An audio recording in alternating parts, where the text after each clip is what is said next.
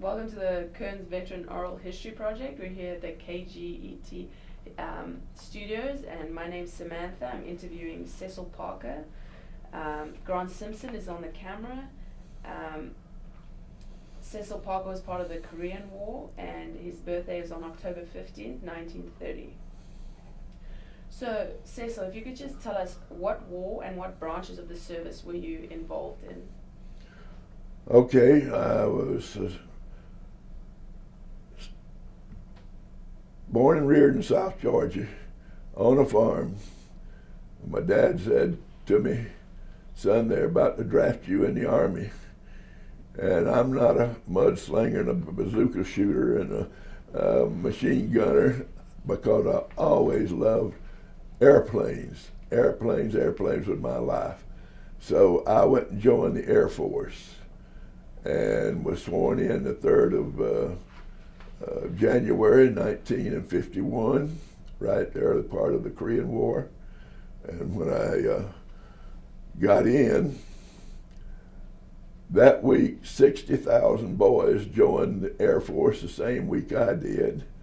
So they sent me to Columbus, Georgia to get sworn in, and they didn't have room for us when I got there. Didn't have barracks. They put us up in tents out. Had to come and take a shower before everybody else, and anyhow, it was quite an ordeal and a big mess, because I got pneumonia in the chain. They just give us a little mattress about that thick, 2 inches, and 2 blankets, no pillows, no nothing else.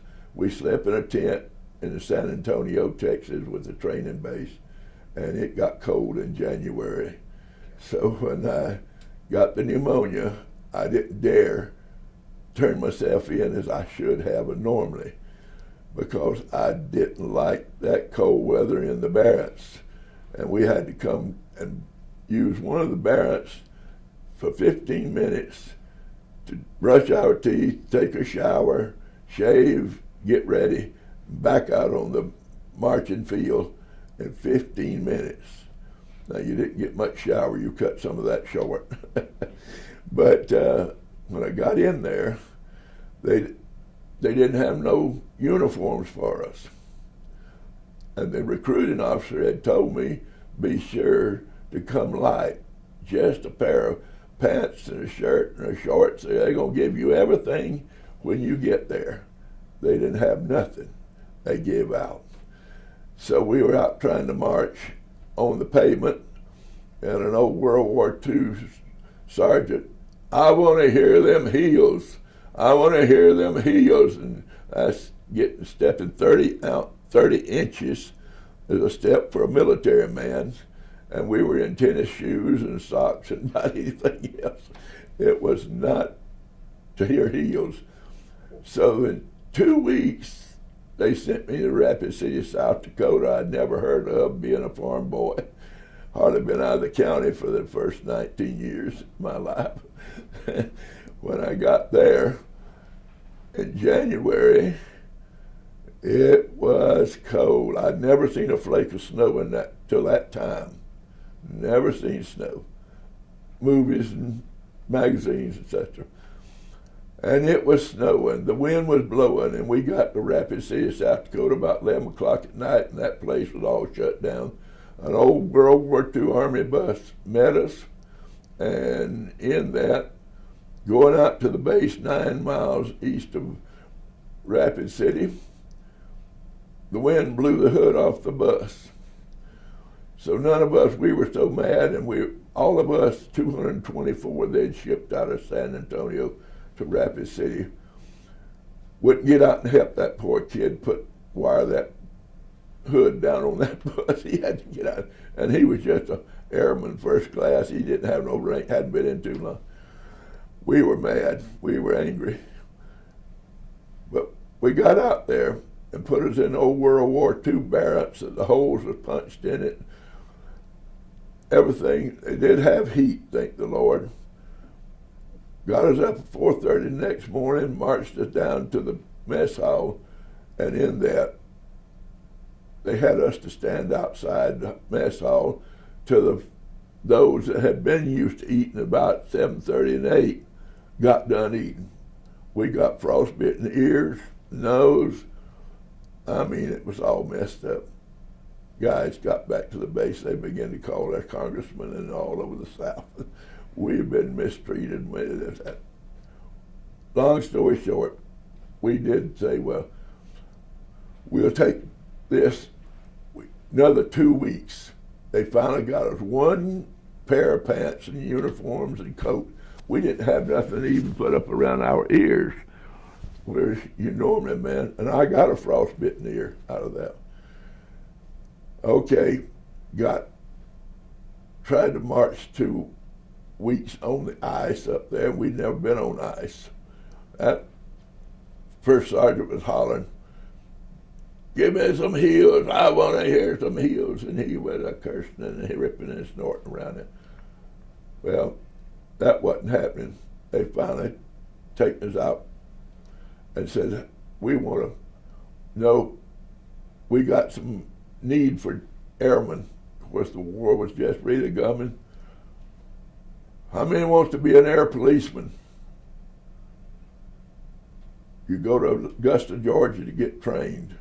Well, that was close to home, and man, I thought this is going to be good. But I found out that wasn't good. My daddy had always said, son, if you get any job in the world, don't be a policeman. Don't be a policeman. I didn't know why. Well, you're getting bullets shot at you and you shooting bullets, and he didn't like that. He liked peace. I said, I turned that down. So several of them stepped out and headed to Augusta, Georgia. How many wants to be mess hall? How many wants to be nurses? How many wants to, and we volunteered and that. And I was standing there by myself. Man, I want to fly. Met the first sergeant, sent me over to the base where these big B-36s, 10-engine bombers, the largest bomber that's ever been built in the world now.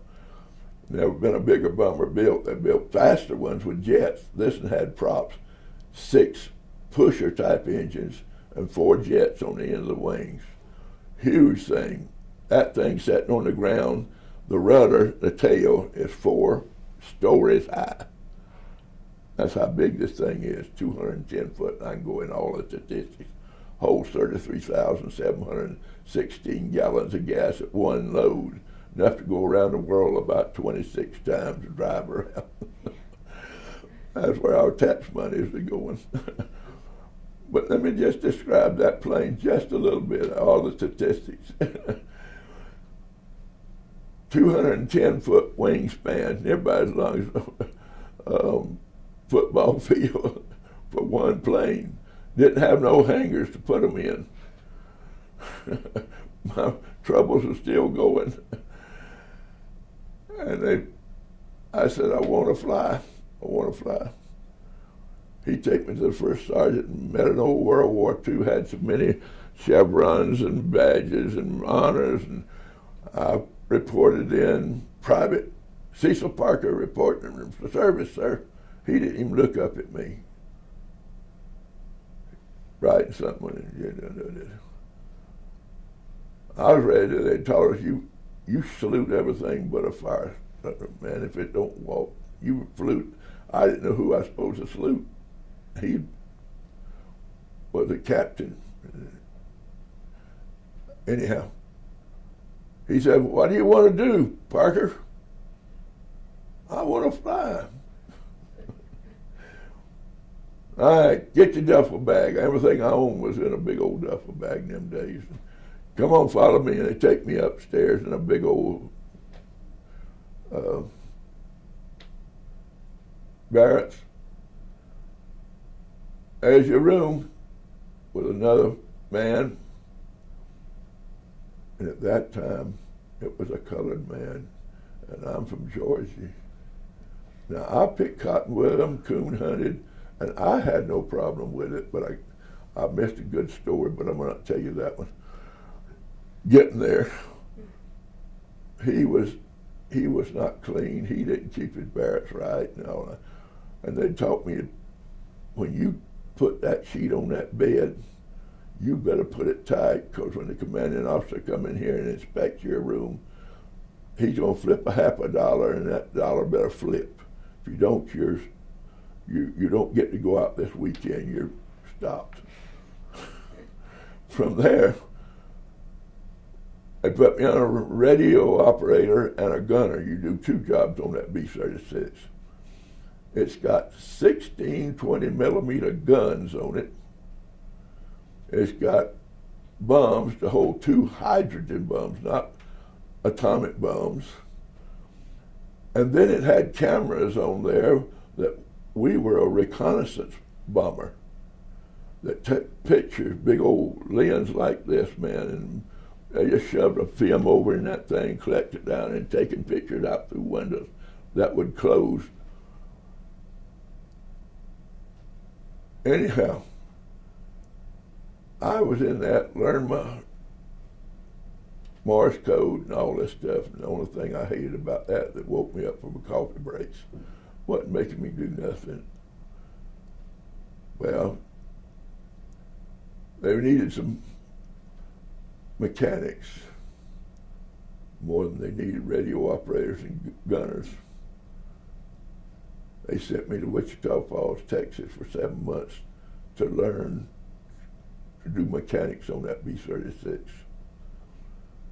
And believe you me, that is a tough school, 8 hours a day, 5 days a week. In fact, I had one guy in my squadron committed suicide. He couldn't take it. He'd never been under such pressure, but my daddy was a very disciplinarian, and I thank God for that, simply because my daddy, when he hollered, you hop. Asked him how high. And so I went, come back, got on that airplane, trying to, no hangar, freezing 0. That was back in November now. I was out there freezing, trying to pull engines, put new engines in it.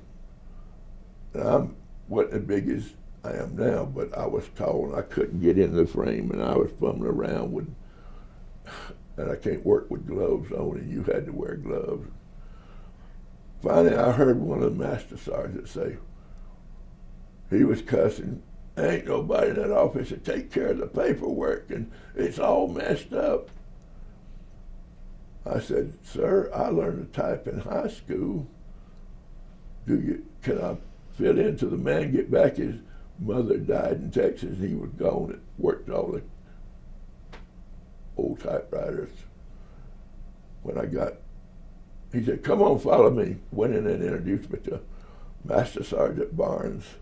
And believe me, he said, sit down and type. Found out later he didn't know nothing about typing. Type me something. Let me look at it. I made more mistakes. I hadn't typed since I've been in high school for about 3 years. Manual typewriters, but I got up to 65 words a minute typing on an old manual typewriter. Zip it back, zip it back. Anyhow, he liked me because I was well disciplined. I'd do what he said to do. The moment he said it, I'd been trained by my daddy. You do what you're supposed to do it, and do it with excellence. He liked me and kept me the rest of them 4 years till I got discharged there. But I do have some stories in between there if we can take just a minute, and I'll get in some of them if it's needed, whatever. But that's my in and out. Got a honorable discharge, and December the 7th, 1954, I put my 4 years in like in about 2 weeks. Can I take a drink of water? Oh yeah, please.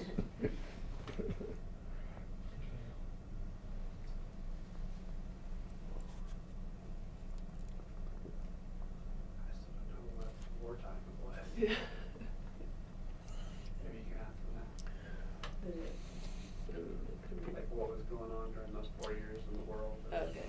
One of my stories is I don't have great dramatic stories as the guys carrying bazookas and machine guns and trying to the Marines, you don't leave one of your Marines behind. That's their philosophy, man. You save your people, whatever it takes. And many stories have heard Marines say, I get on top of that, my brother, to save him, and he got shot. Anyhow, we at that time, they had asked, we were in war against Russia. Russia was our enemy. So they were flying 3 months to England, which was on our side. Landed at Lakenheath, England.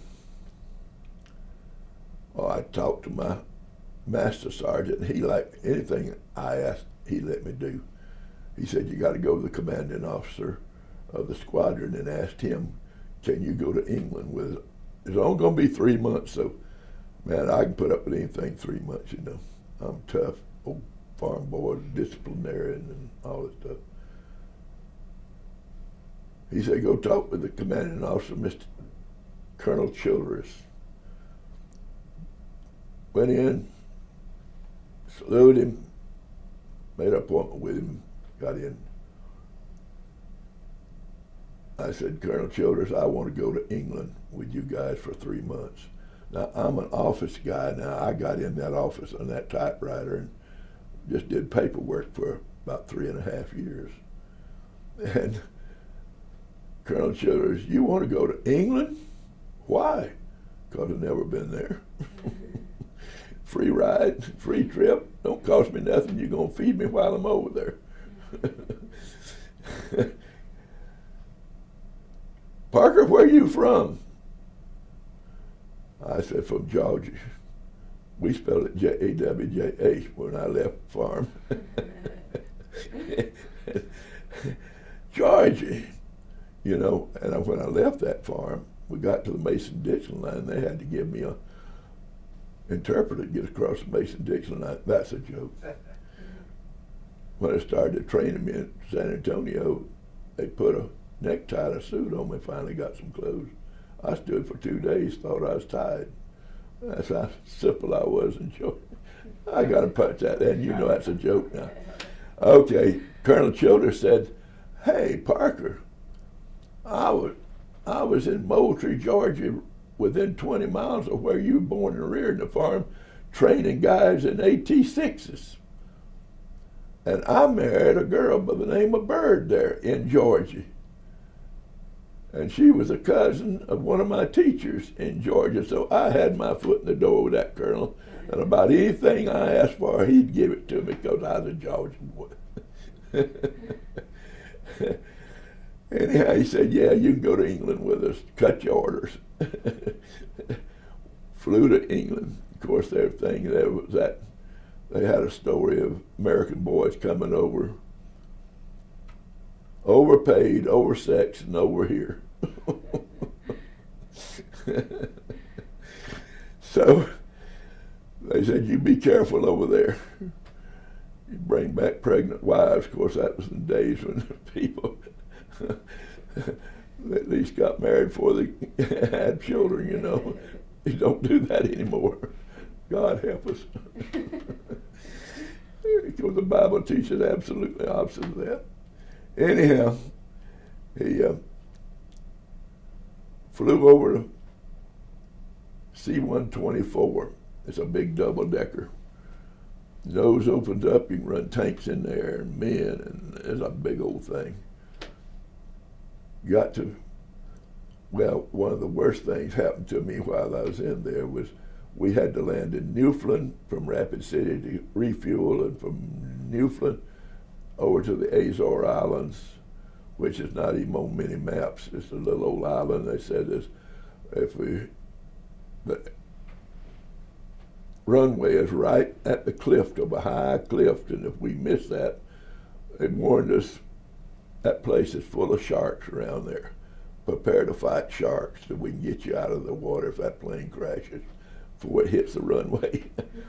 And of all things, we landed there, got there about 12 o'clock at night, a few minutes early, about an hour early. And the pilot, them days, if you go into another day, the Air Force give you $6 a day for per diem. So he flew around and it was foggy. And in fact, I thought he was trying to find that air, and all I could think about is sharks at the end of the runway when he crashes. He kept flying and flying and flying. Finally, after 12 o'clock, about 10 minutes after he come in and landed, pretty beautiful. We refueled there, taking off for Lakenheath, England. And on the way, we was all about asleep, you know, getting about daylight, getting to England. And we didn't have beautiful seats like the airlines have. It's a little old folding rag cushion like this. There ain't no cushion to it. We sat in them things, and they're not comfortable at all. 90 of us, and big engines up in the top. They're taking extra engines in the top thing. And that plane hit a downdraft. And it hit a downdraft, and it went down. Of course, the pilot's sitting up there. I went up to the cockpit with him, and they got sleeping room up there. And the pilot had gone back and went to sleep. The co-pilot was flying, and he was reading a magazine. I sat up in the pilot's seat up there just to sit in the cockpit, because I just love the cockpit of an airplane.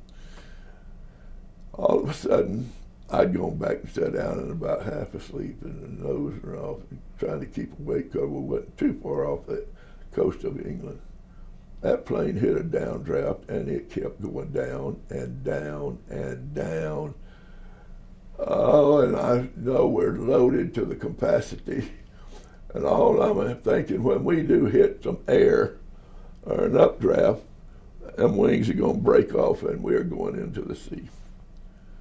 Oh, man, you talking about, I wasn't a Christian that time, and you talking about praying. I went to praying, honey. Oh, and when that thing did hit the bottom, or hit some air, I hit the bottom, we could hear that plane just squeaking and cracking. It was going back up to the autopilot where it's supposed to be, flying at probably 25,000 or 30,000, something like that. And I could just wait for them wings to just crumble and break off and go into the sea. But it didn't.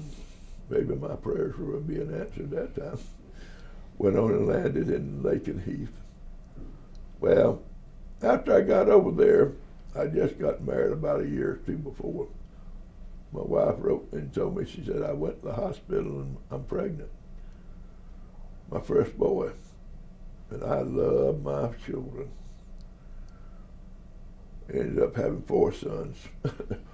Ordered a girl every time. Lord, I want a boy and I want a girl. Got a boy. Beautiful. There's a story behind that. I won't go into that at the hospital. Anyhow, about 2 years later, another boy born. Lord, you said if we ask in faith, we can have what we ask for in faith. He gave me another boy. And then the third one was a boy. I'd done enrolled in Bible college in Minneapolis that time. And then the fourth one came. I said, Lord, I found out what was causing all this. I'm going to quit this. You can break that out if you want to. Anyhow, Lakenheath, I want to go home. My wife's pregnant. First boy pregnant. And oh, I want to see that boy. And I'm over there in England. But I went to my sergeant. I said, Sergeant, well, just before that, I'm sorry. I told the sergeant, because Sergeant Barnes, he was an old World War II veteran, went through World War and had more stories to tell than books for the 4th grade education. I said, Sergeant Barnes, I want to go home. Go home? It's only 3 months, man. When I went to the war, we stayed away 3 years and didn't get to go home. World War II. Yeah, I want to go home. My wife's pregnant. Cecil. You call by last names in our military. Parker, what are you talking about? You will stay this 3 months. I said, can I talk to Colonel Childers? He was my buddy and married hometown girl, little Barney, Georgia. It was 99 people in it last time I checked the population, farm people. Yeah, you can go see him. Colonel, if he'll let you go, we'll let you go. I told Colonel what I wanted. Oh yeah, go on home, Cecil. You're just over here doing paperwork. You're not flying, not shooting nobody, and we're running secret missions. That's what we were over here for 3 months. I was over there and didn't even know why we was over there. Got in that thing. He told me go cut my orders.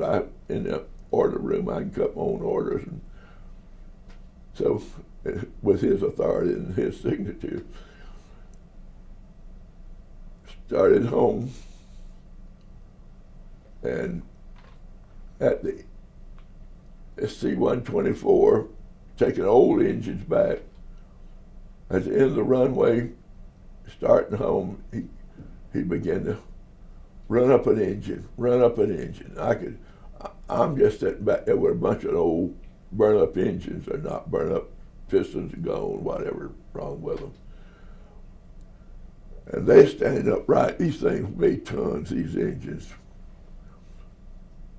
As you may know, it's 350 horsepower each engine. Big old things. 36 cylinders per engine. 36 cylinders. And they're about like coffee cans. Anyhow, they put them on roller rack things and button them down to the plane. And this plane sitting there running up that engine, and fog had set in for 2 or 3 days. We couldn't get out of there for fog.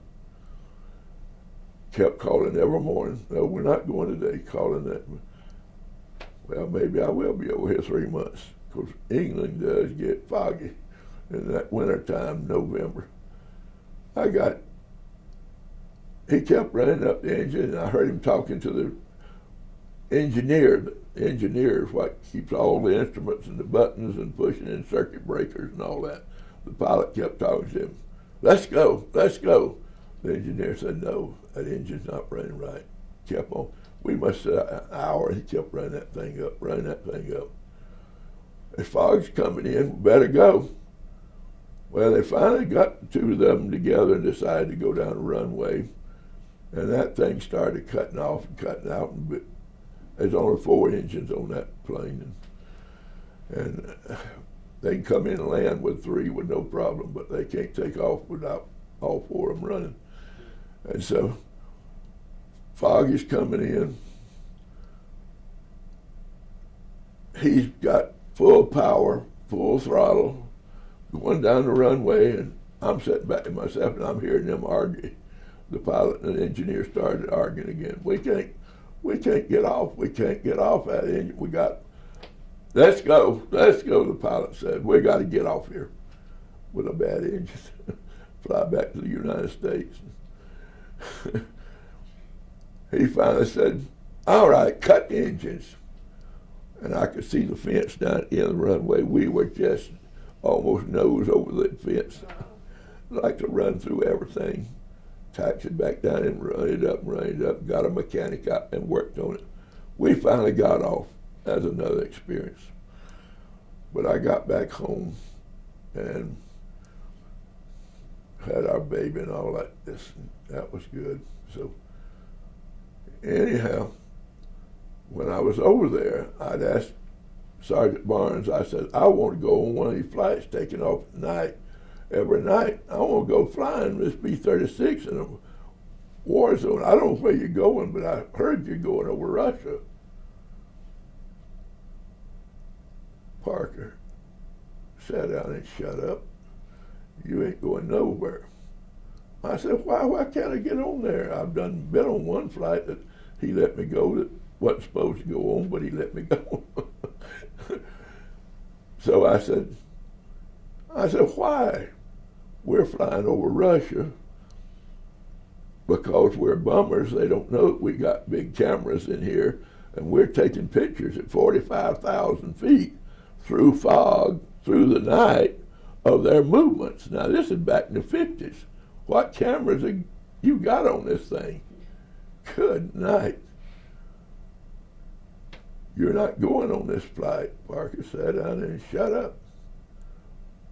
I will. I don't want to go over to Russia, because if they, at that time, they didn't even have fighters that could get up to 45,000 feet. But I didn't know all this. They were flying bigger, better than what Russia had to combat us. If they would have, they'd have shot us down. Anyhow, I shut up. Got on my C-124 and come back to the United States. So that's some of the stories, about all I had. Maybe one or two more little things, but if you want to take a little break. Would you like another glass of? Yes, I'll do. Let's take a little.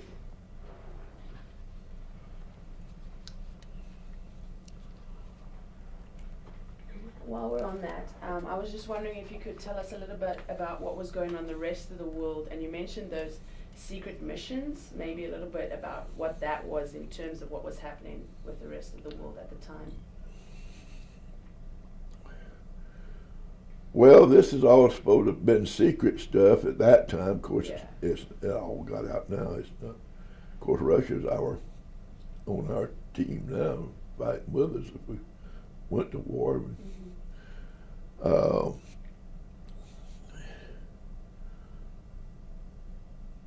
To tell a story about that, you mean in general information or war stories or what? Or I guess just what was happening in the world at that time. You know, just we weren't there. You know, we weren't alive in the 50s, so just kind of explain, you know, how you felt about what was happening and okay, I get a picture. Okay, a little better. Well, first of all, they were having to defend me, my sergeant and the colonel, because who I was in there. Got to know both of them personally, and you don't get to know your commanding officer that personally. He gives you personal requests, as I did, to go to England, and another time to go to Florida to test the B-36, see if the guns would shoot at high altitude. They take off in Florida at warm temperature, and time you get to 45,000 feet, and they get there just as quick as they could, they wanted to see if them guns would freeze up. They were all new things and never shot. We did not, that plane never got into a battle, never got into a war. But it was prepared, and let me see, who was the head man of Russia? Khrushchev in the 50s. Well, whatever his name was, he named that B-36 the Peacemaker, because it could fly from England over his country and come back without refueling. You didn't have to send refueling. Refueling wasn't even in. You couldn't refuel a B-36. That was before refueling. You've heard of planes refueling fighters and all, and that's common, being done every day. But couldn't refuel it. So Khrushchev gave that plane a Peacemaker, because he said, I would bomb the United States. But they got B-36s with the hydrogen bomb, and he didn't have the hydrogen bomb at that time. You know, you read the history of bombing Japan with atom bombs. Two of them, Hiroshima and Nagasaki, Japan, they were our enemies. Italy, Japan, and Russia was our enemies. All the rest of the country massed together and fighting them three countries. And them two bombs in Japan just tore up blocks.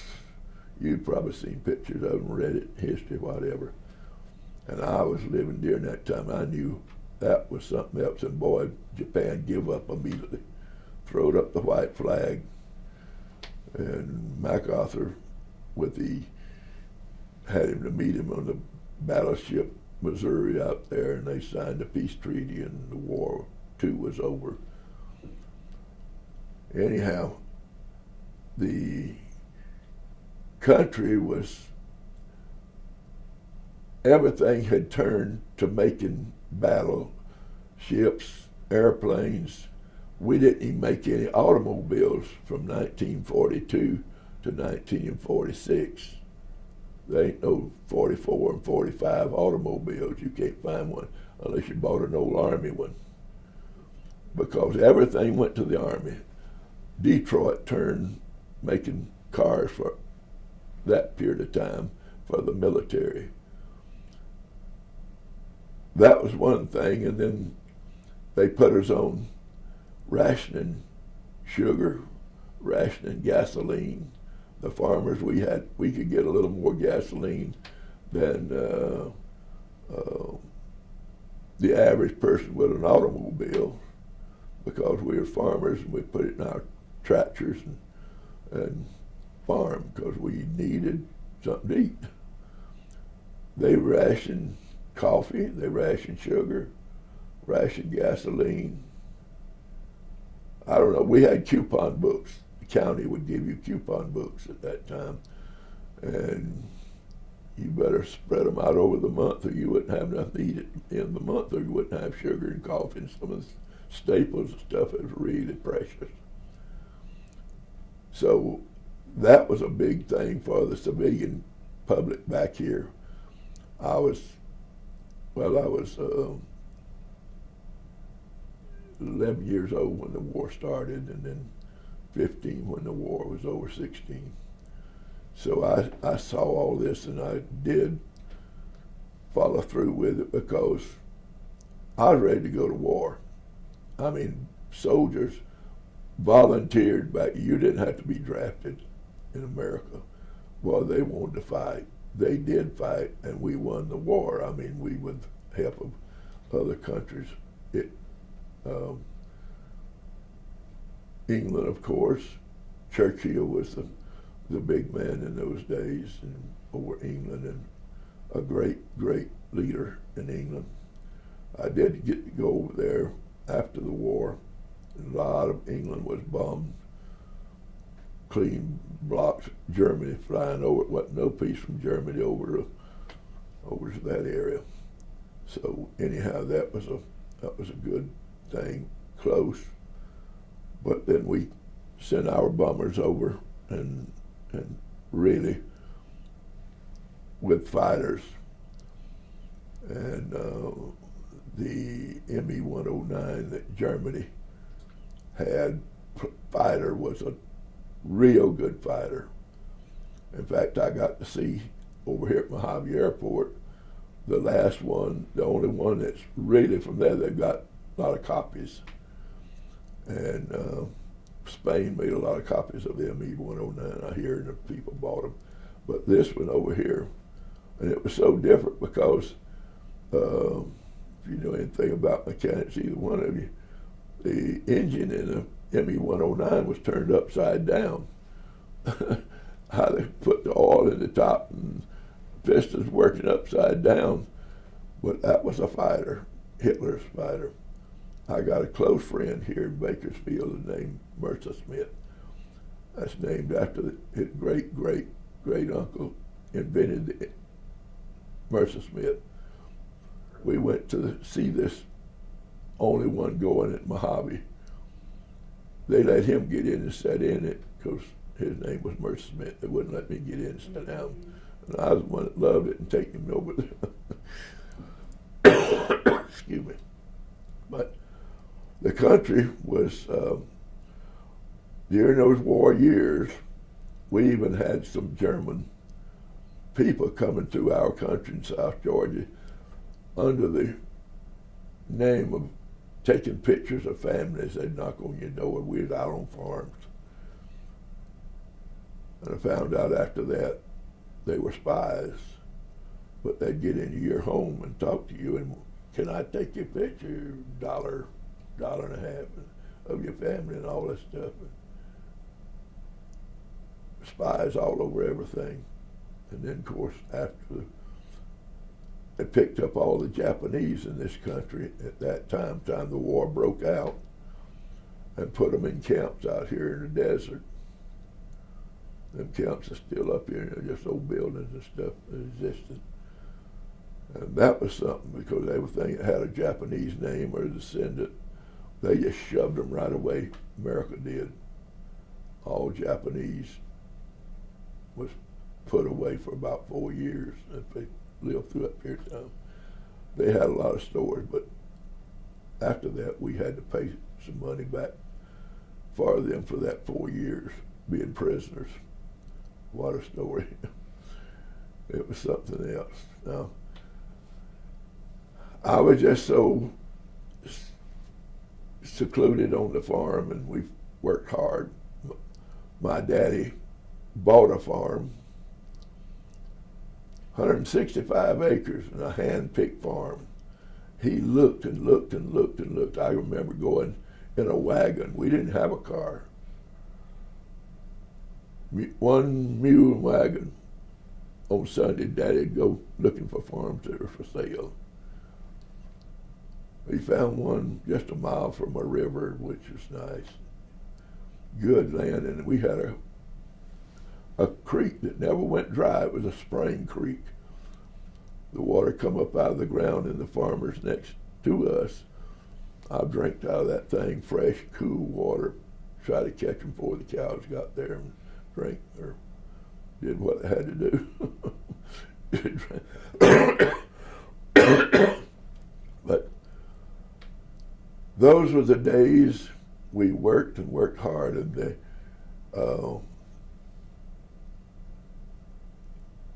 even as kids, we were taught to work real hard.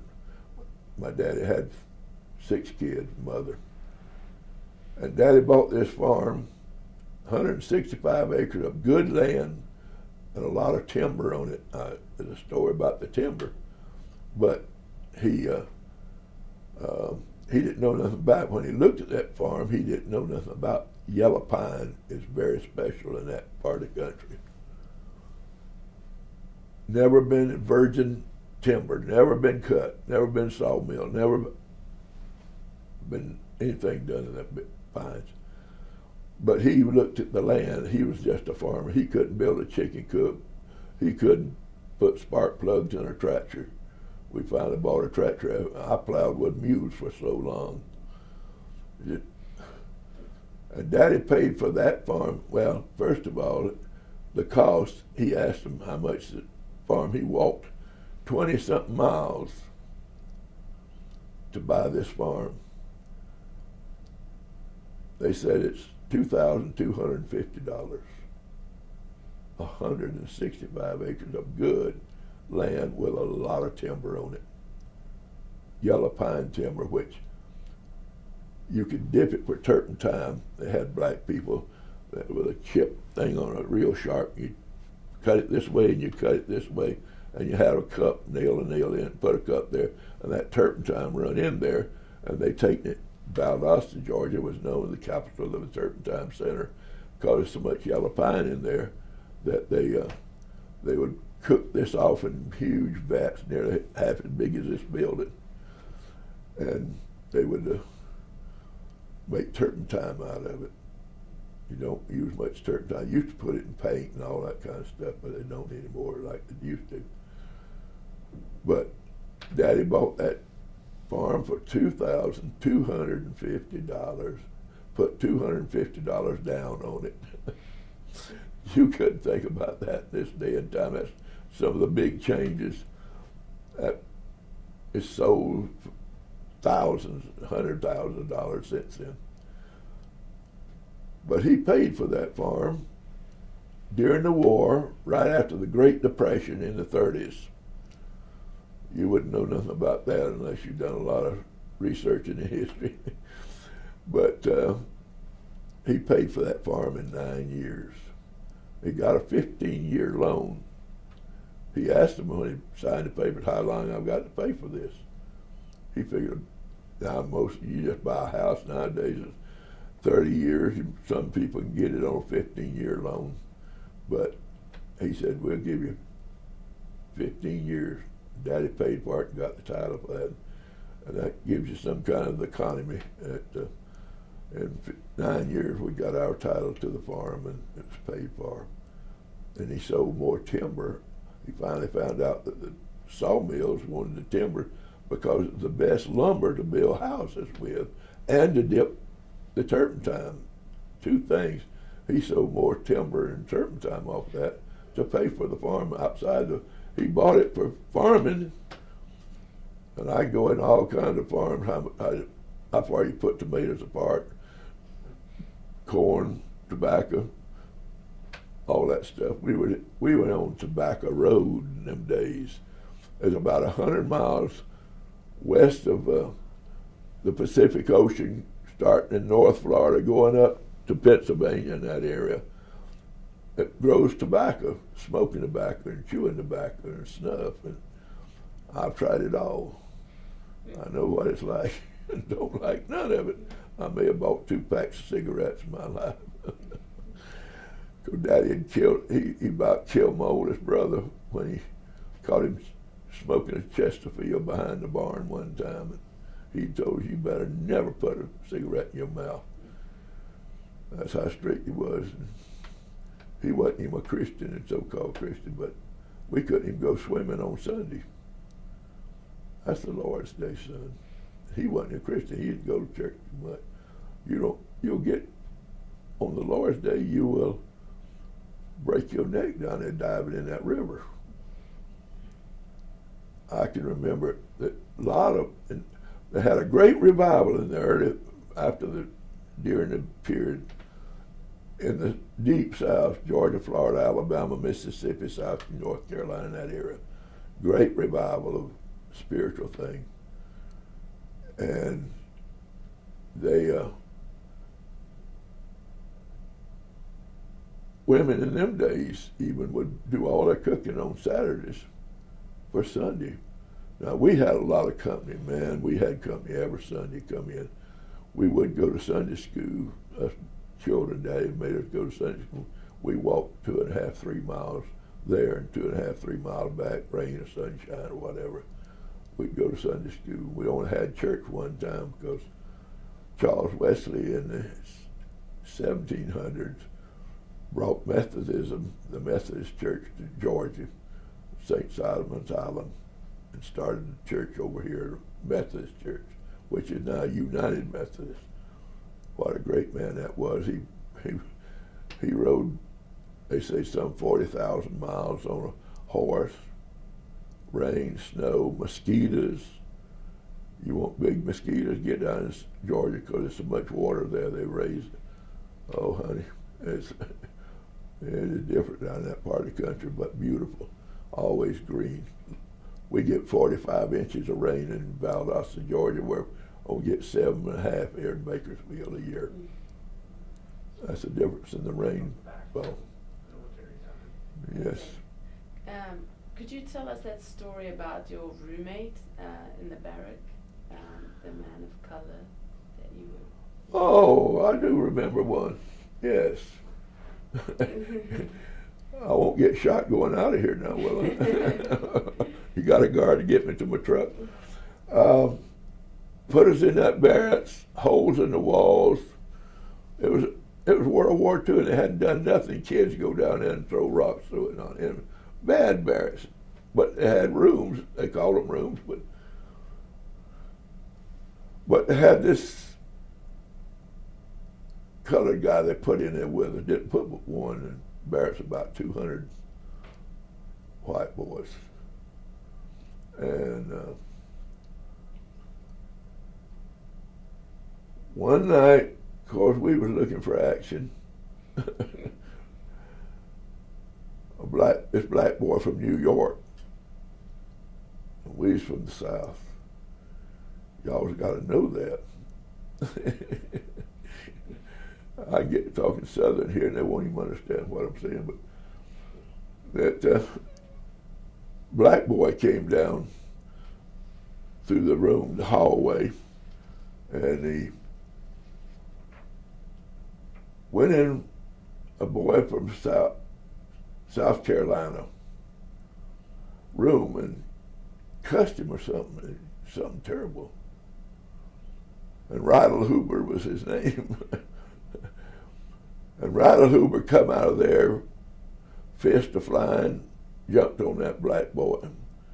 And they started fighting right there in the hall of this old barracks. By the time them 200 guys in that barracks heard about it, saw it, and heard something going on in the barracks, about probably 100 boys jumped on top of that black boy. We never got him out. They was going to kill him. They meant business. That's how strong it was. And they fought till the first sergeant stepped in. And he was an old World War Marine, World War II Marine. He was as mean as the devil himself. Haircut, GI, we call them GI haircuts in them days. He got us out there and made us stand up. And that tension up by the wall, all he had to do was holler, "Attention!" Hut! Man, every guy comes still. You stood there, don't move. But guys, we hadn't had enough training to learn how to breathe. And guys started falling out, passing out.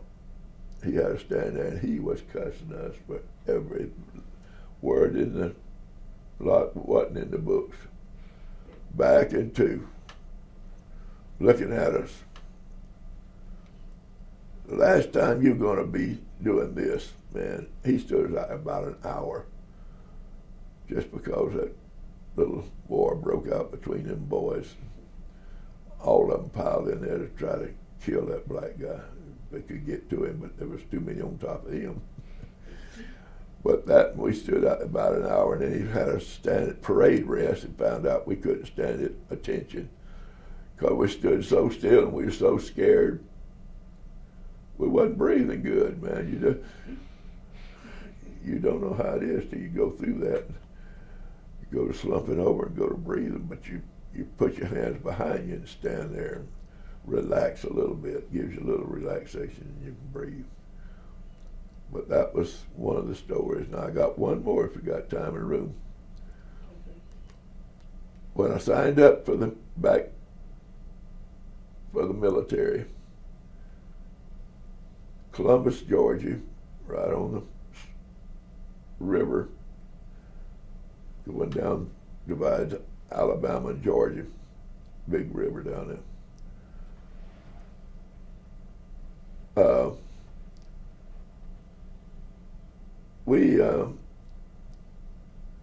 We got signed up. They put us on a train. I remember 224 of us out of the South had signed up at all this one time out of the 60,000 that signed up all over the United States.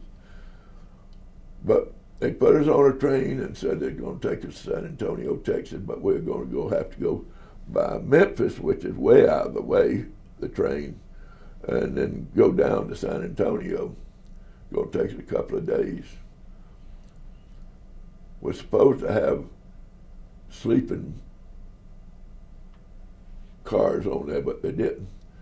Guys started taking the seats apart and laying them down so we could lay down and sleep 2 days out, day and night, 48 hours or 72 hours. But we got into Alabama and they started loading some black guys on the train. That's when the white guys got off. We'd done been sworn in the service to defend our country and take the oath, and you meant it. Some black guys started getting on, and I didn't get off. I still say I really don't have no animosity. I love black people and yet I was born right in the middle of it. But we picked cotton together, coon hunted together, broke corn together, and done everything together, and have fun, play together, like there wasn't no difference. Mothers fed many of them, but in them days, they'd come to the back door. They wouldn't come to the front door to get food. Ask for some food. They were hungry. Mother would take some bread and stuff with them, feed them. But when we started getting off the train, or they started getting off the train, trouble started, and they had to call the police down there. Wasn't a big town, but them policemen come down there and started trying to get them white boys back on the same car boxes with black boys. That's how it was segregated in those days. Wouldn't have nothing to do with blacks and whites. I did, but I was a better man for it. Anyhow, we taken about 2 or 3 hours to get them boys settled down, and a little chewing out, of course, and for the police, and told them get their rear ends in that train and sat down. You're done sworn in the Air Force now. You don't have no say so. You're going to listen to the military from now on. And of course, that started it. Then we had that escapade in South Dakota when that Ryder Hoover got jumped by a black guy, and he had a big war in the barracks. So that's 2 stories on segregation. All right, and did you make any close friendships while you were in service? I mean, did you have any really close people that you connected with? Oh yes, goodness, I'm a Southern boy. I love everybody, and I got a thing. I've been to 3 churches. I was assistant pastor 22 years out here at New Life Center at White Lane and Stein Road. Helped build that from 45 people to 4,000. And I was assistant pastor, had 18 different ministries under my ministry, but I was assistant. So the Lord gave me a thing a long time ago, and I've said it all over. And after I retired, I moved to Tallahassee for 4 years, and then moved back. I went to church up there, but I got a thing. I love you, and you can't help it. God loves you, and you can't help that. Telling everybody, that's just my way I greet you. I don't ask you how you getting along. I just tell you, I love you. Now, there's some things people I don't like. There's a difference.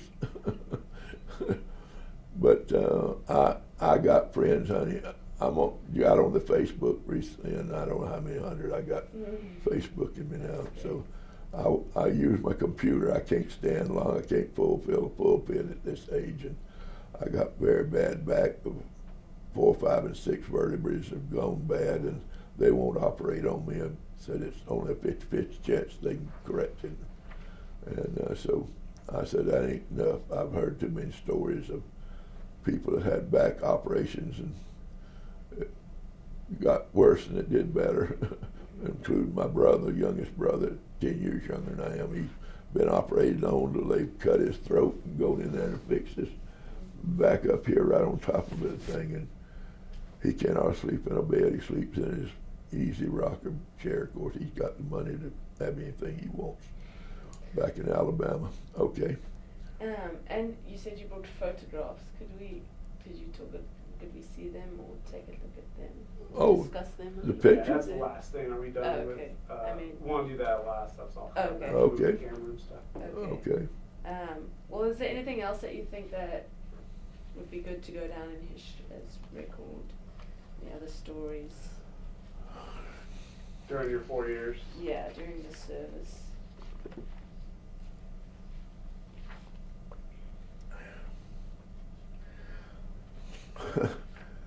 About all I can say is that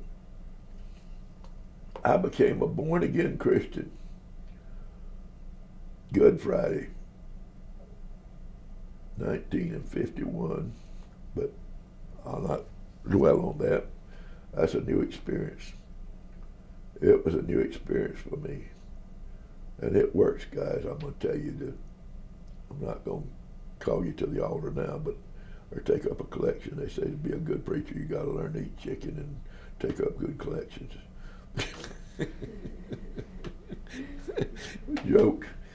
But I've always had great friends, plenty of friends. When I first got saved, and my first car was a 40 Chevy, 1940 Chevy.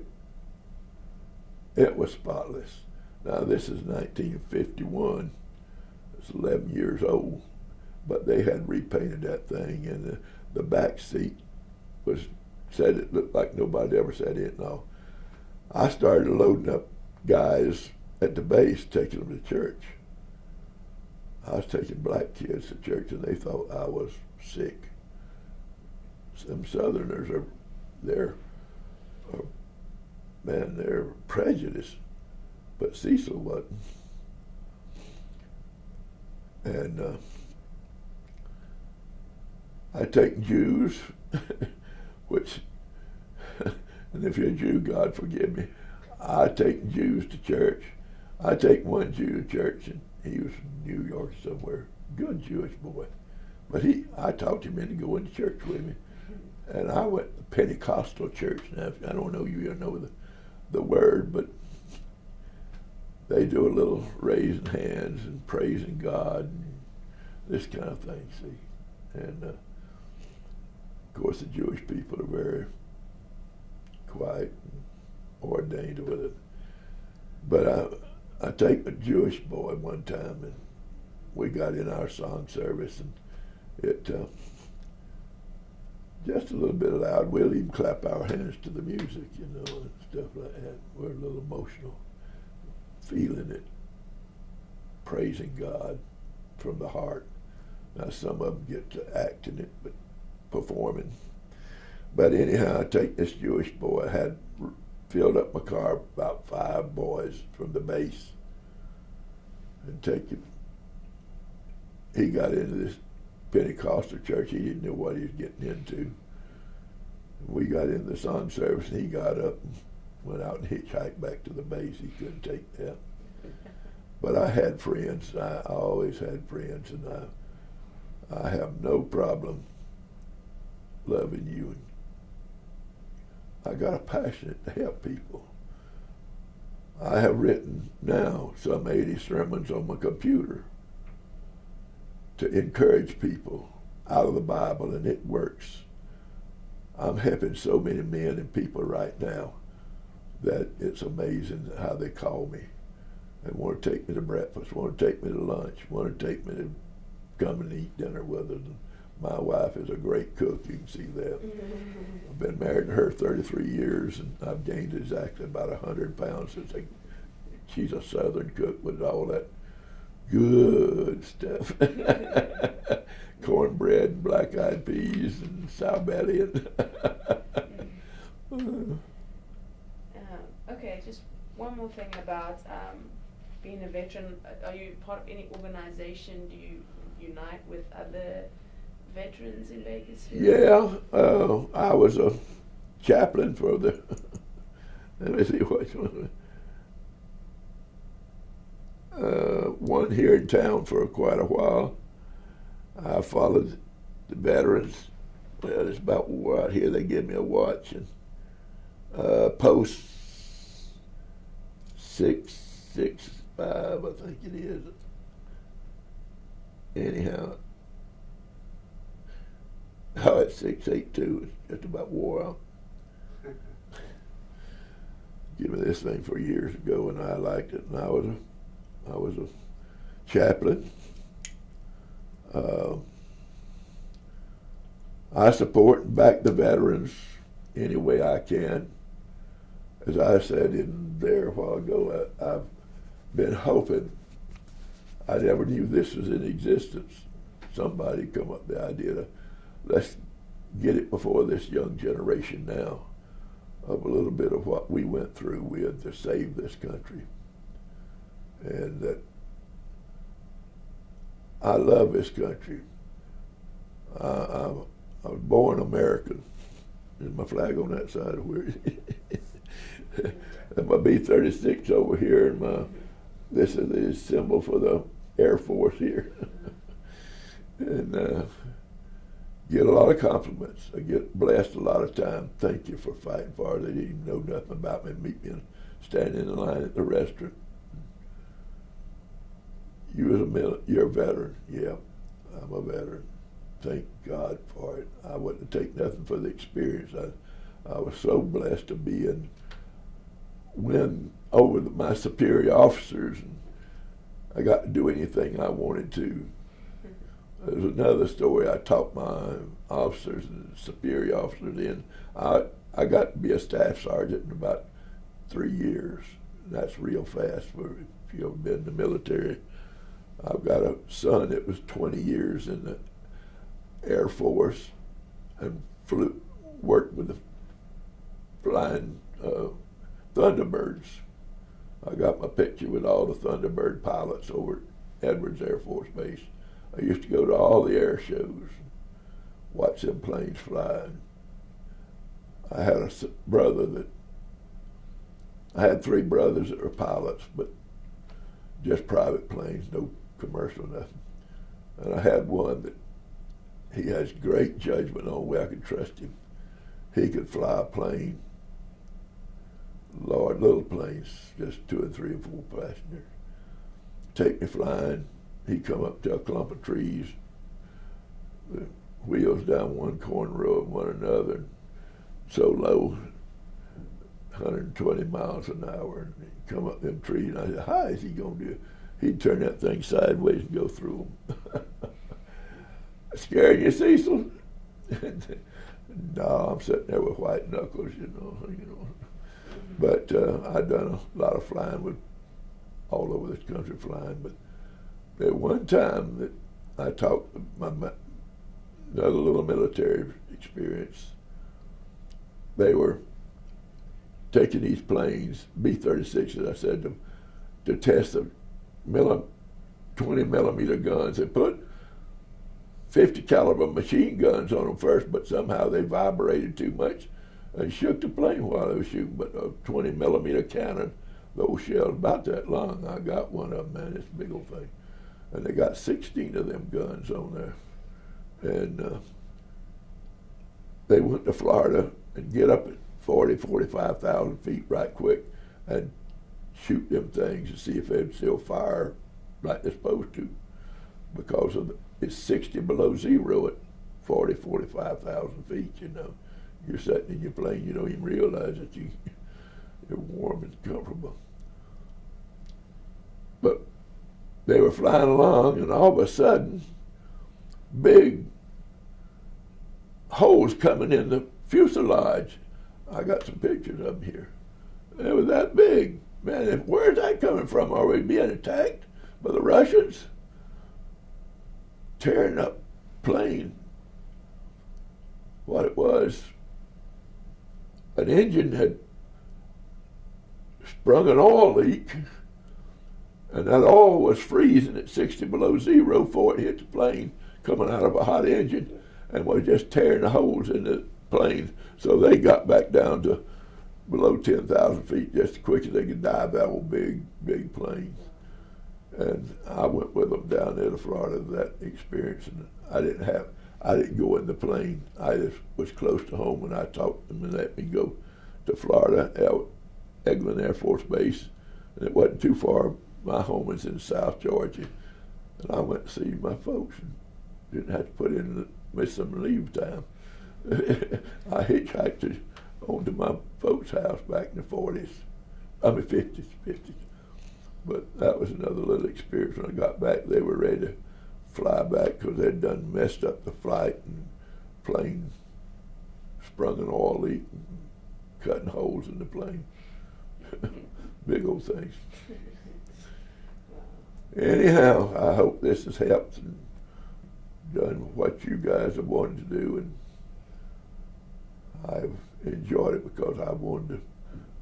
Well, it was just God's will for me to be involved in this thing. When Leon asked me at church, he goes the same church I do. He's a veteran, and he asked me to go with him, come and do this. Thank you for doing it. Yes. Thank you Thank both. You very much. To get to know both of you, get acquainted with you anyhow, because you're my friends now.